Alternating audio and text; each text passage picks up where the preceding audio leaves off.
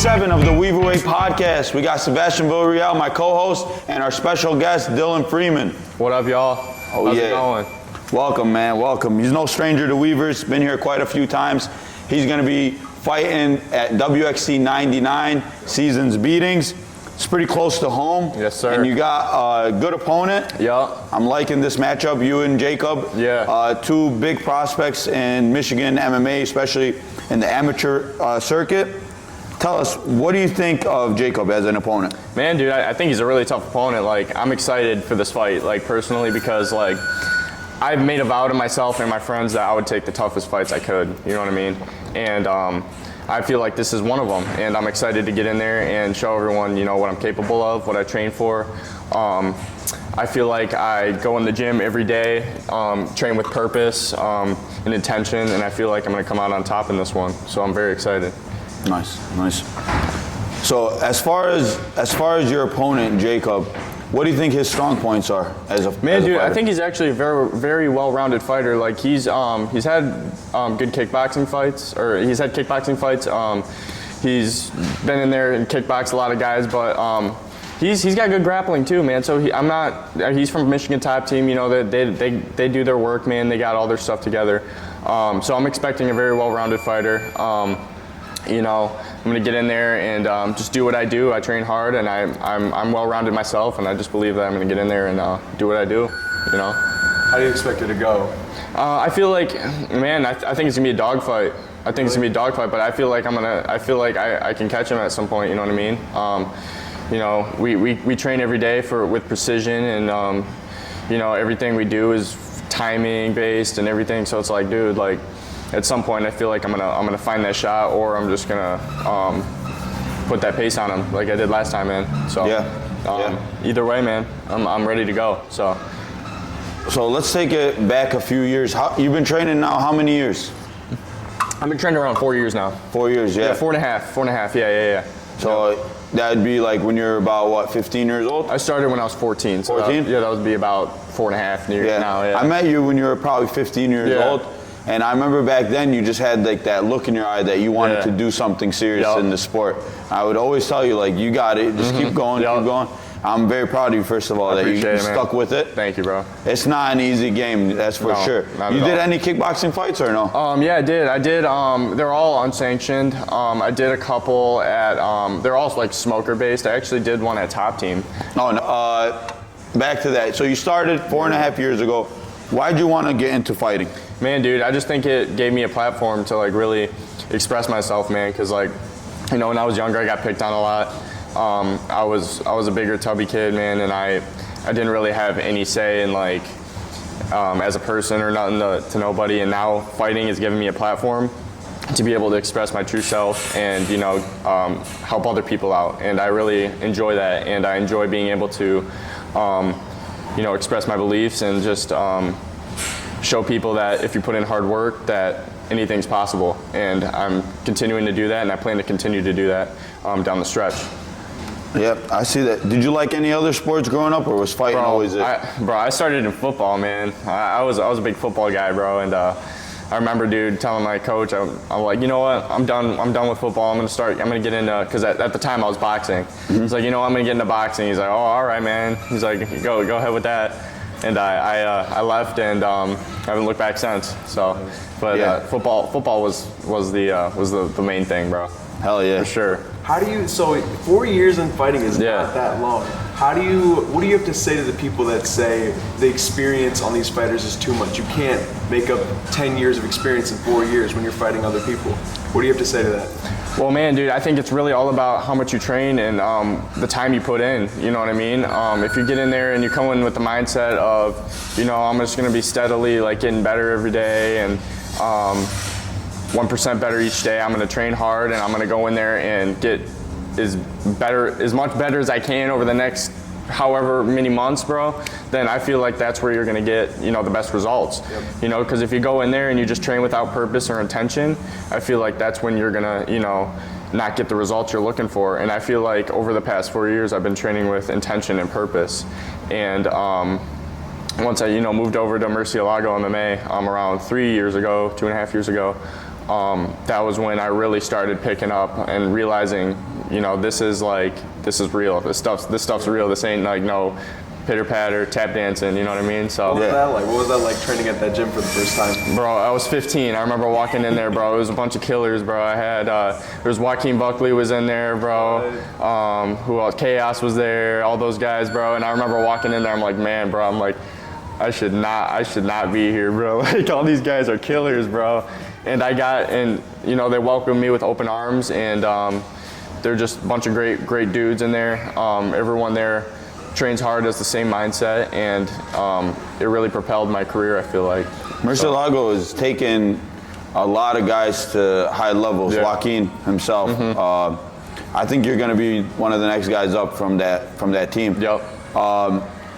And he's no stranger, Dylan, to training with good fighters. Like who's like some of your main guys other than Jake Scott and Mondo? Who else do you work with? Right now, I've been doing a lot of work with like Cody Reese. I don't know if you know Cody Reese. He's 3-1. He's another up and coming featherweight in Michigan. He's very good. The wrestler?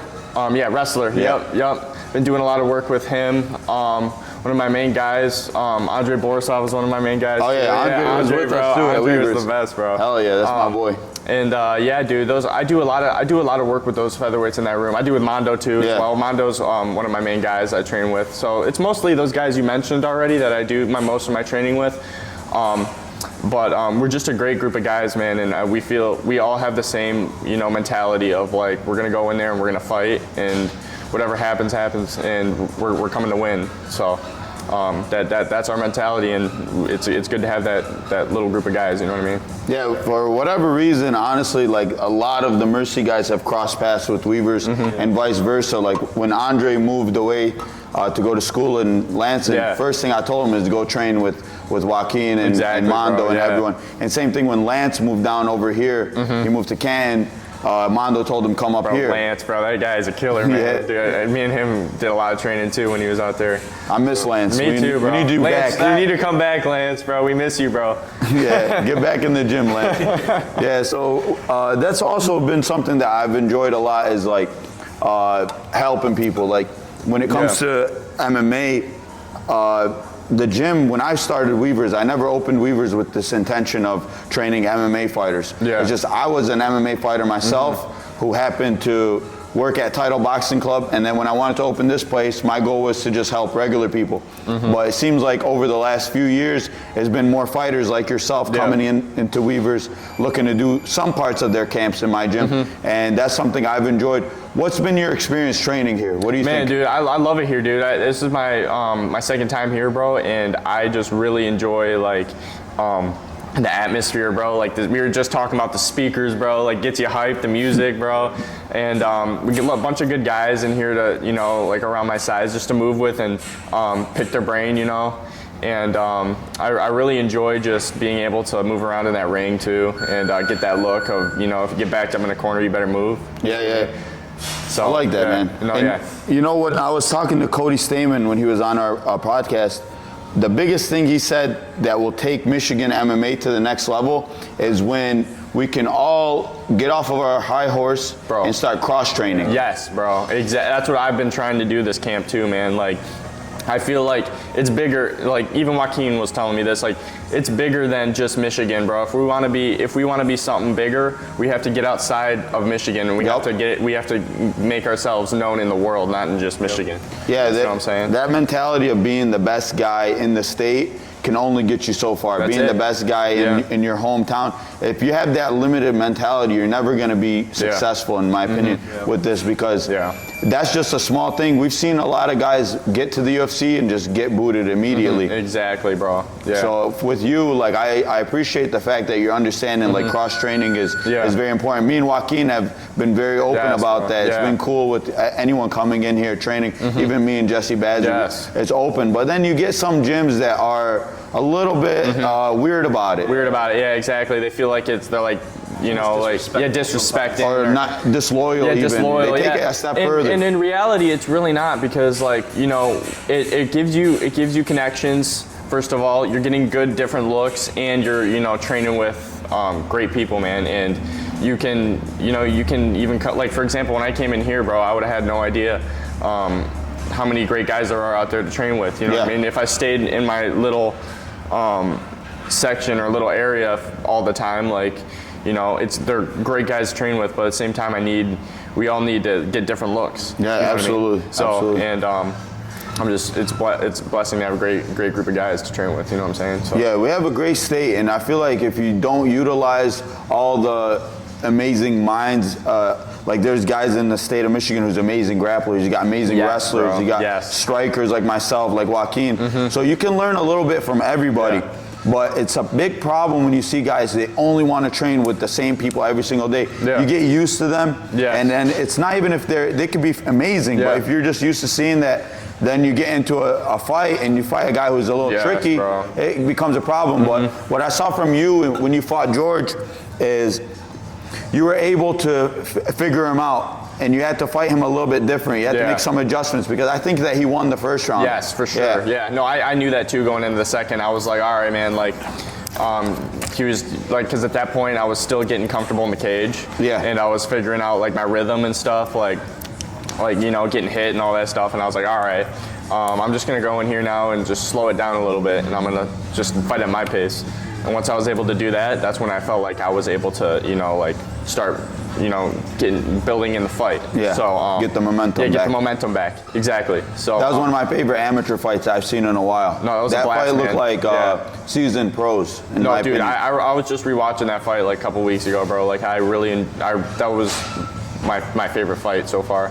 I did really enjoy the Cody Hunt fight because I was in there, you know, pushing the pace and putting it on him. But dude, that one leveled me. That was the last one, right?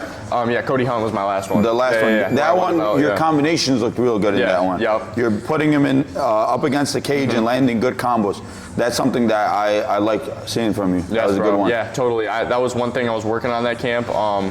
And I feel like that was I feel like it showed in that fight. And I feel like in every camp, everything I do is starting to show in the cage. And I plan to do that again too, December 5th. So I'm excited. How do you make those adjustments? Say you are losing a fight, at least the first round. Is it like having good coaches, or is it experience and training? How do you make the adjustment if you lose the first round? Well, man, it's definitely both, bro. Like, I gotta give like the props to like Joaquin. Like, man, when he's in my corner and he's like, he will tell me everything I need to do. I listen to, and it all works, bro. Yep. So like, one thing I would say to any fighter out there, any amateur, pro, whatever, you know, listen to your coach because it works, and they can see stuff that you can't see, and everything in there, bro. Like if you just listen, it works. But also it does take a little bit of like experience and stuff, knowing like, all right, bro, like I'm calm enough to like put this put this in the fight, you know, when your mind's going crazy. You know what I mean? It's definitely a hard thing to do, but once you're able to do it and you're calm in the fire, then it'll shine through for sure. It takes time. I think Dylan, when you start hitting 10 fights is when we're really going to start seeing like the best version of you. Yes. So maybe 6 fights down the line, we'll see a whole different version. What's your goal with like going pro? Like how many more fights you want to do? Man, dude, I want to get as many amateur fights as I possibly can. Like I was just saying earlier, like I want to take the toughest test as an amateur as I can. Yeah. Because at the end of the day, amateur don't matter. Yep. Amateurs is just something that looks pretty, right?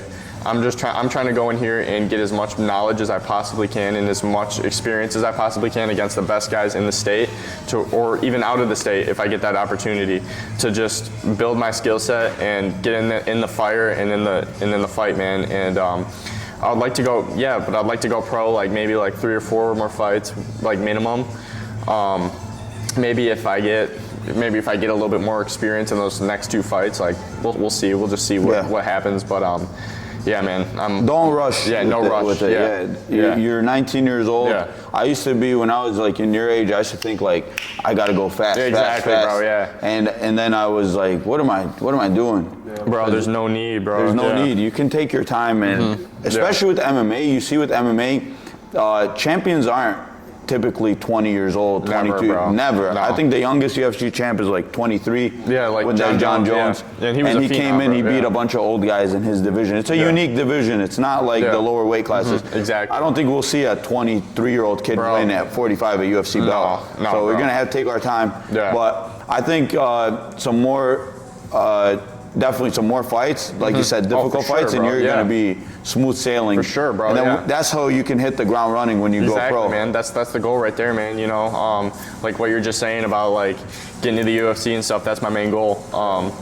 At some point, I would like to get there, and but I just know it's the foundation has to be laid out first before I can build the building. You know what I'm saying? So I gotta lay that foundation right now. Yeah. And then build the building up as I go. You know. So 10 years ago, Dylan, when I was your age, like there was no BKFC, there was no dirty boxing, there wasn't even a PFL. You know. Now I feel like there's way more ways for a fighter to make money. For sure, bro. Would you do any of those in the future? Bro.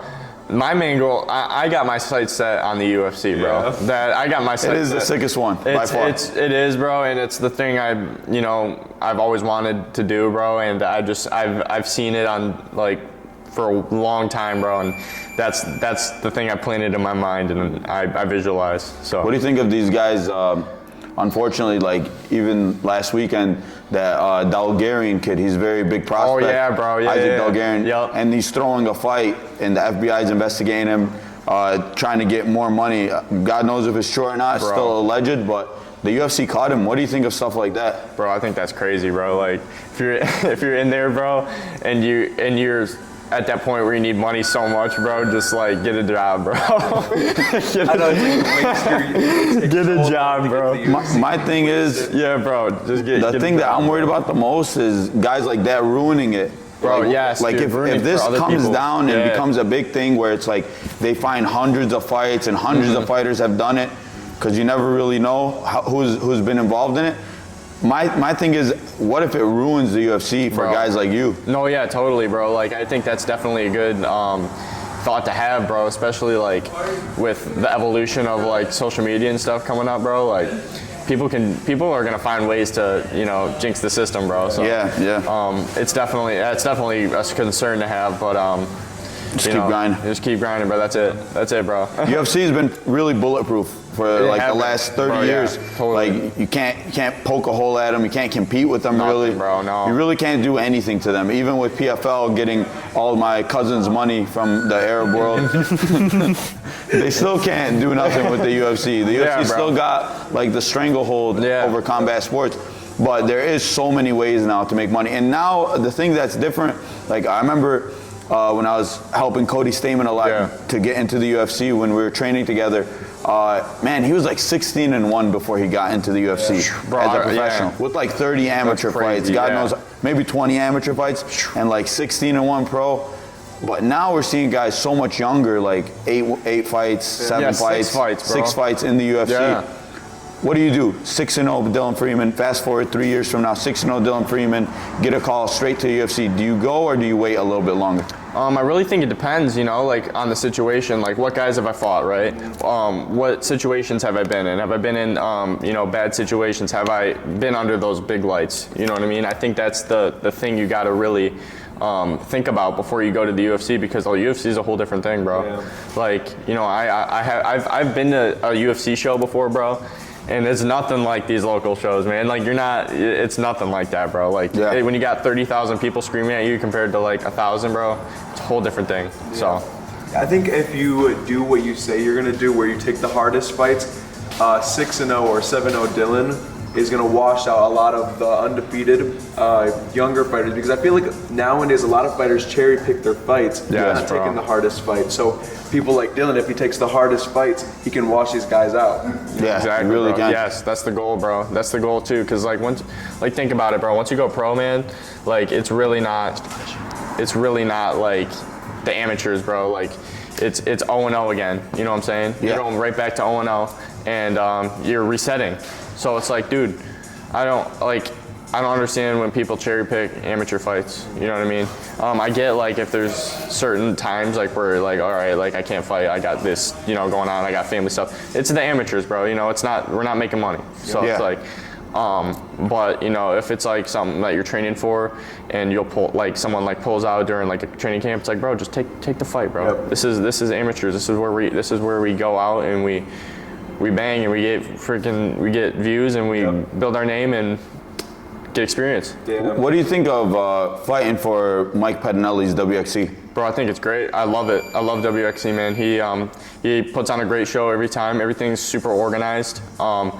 It's definitely the most organized promotion out there in the state, I'm pretty sure. Mike is like OCD when it comes to Mike's very, everything bro, Mike he does. is very good, bro. He's on top of it. He does a very good job. He always gets me matched up, man. He never misses a beat. Takes care of all the fighters there too, not just me.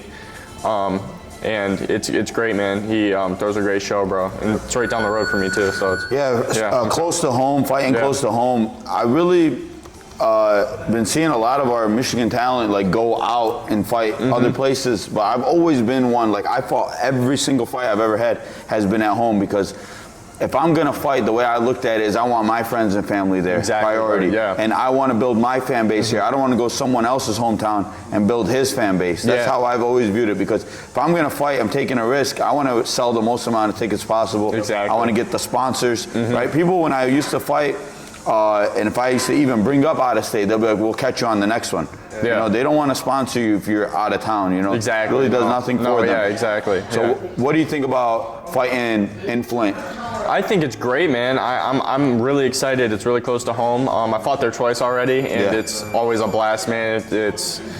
It feels like home, bro. And I couldn't ask for a better place to fight at, man. And WXC throws a great show there every time. So get your tickets, hit me up, DM me, and come on out. It'll be a great fight. So you guys won't want to miss it. I want to see a fighter like yourself. I'd be very proud to see this. I saw the other side of the door where the Firebirds play.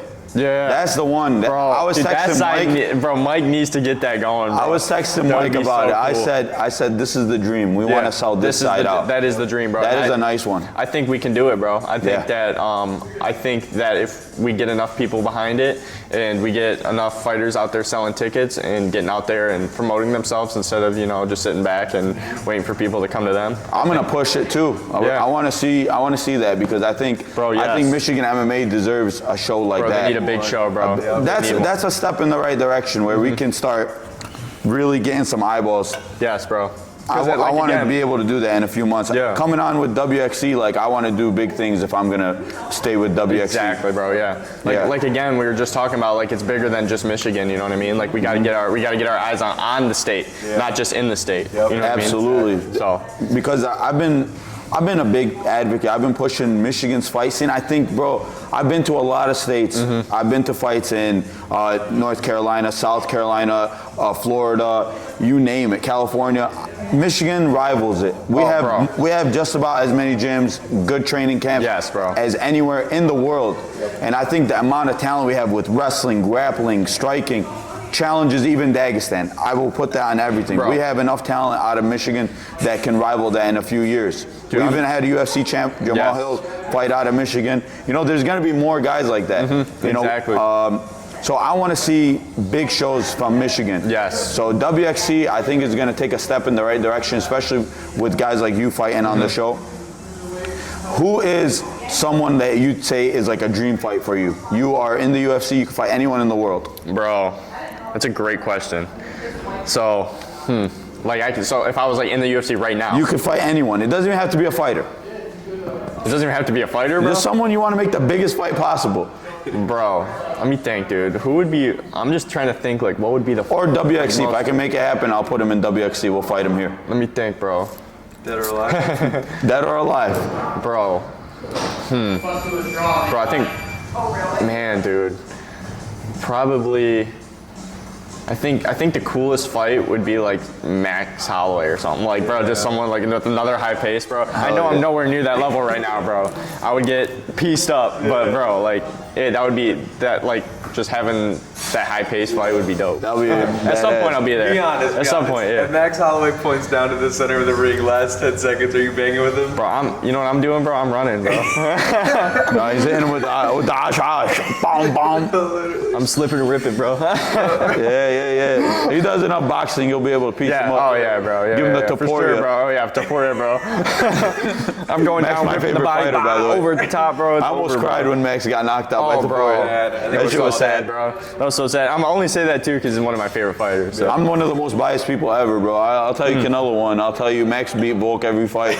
But the one I can't lie about is Topuria caught him clean. Oh, dude, yeah, that one was nasty, bro. Yeah. It made me sad, dude. And when Topuria knocked out Oliveira, bro, that was. I know. That was, His right hand left hook is disgusting. It's so disgusting, It's bro. so sharp and technical. And he's so, bro, he's like stalking right there, waiting, like super explosive, bro. And you just know he's loading up. He's got a shot just ready to put you out right there. Having good boxing in MMA right now is like one of the biggest cheat bro. codes. It is. One of the biggest cheat codes, I feel like man. it was never like this. I feel like it was always the wrestler Grappling, were down. yeah. Yes, totally, bro. I always felt whenever I put on 4-ounce gloves that I can knock out a horse. Bro, it's like a rock, bro. It's like a rock. So I always, like, whenever I have guys fight MMA for the first time, I remind them, like, put it on him, bro. You land that right shot on someone's chin with a 4-ounce glove, bro. they should not be there. Especially if you know how to throw a punch properly.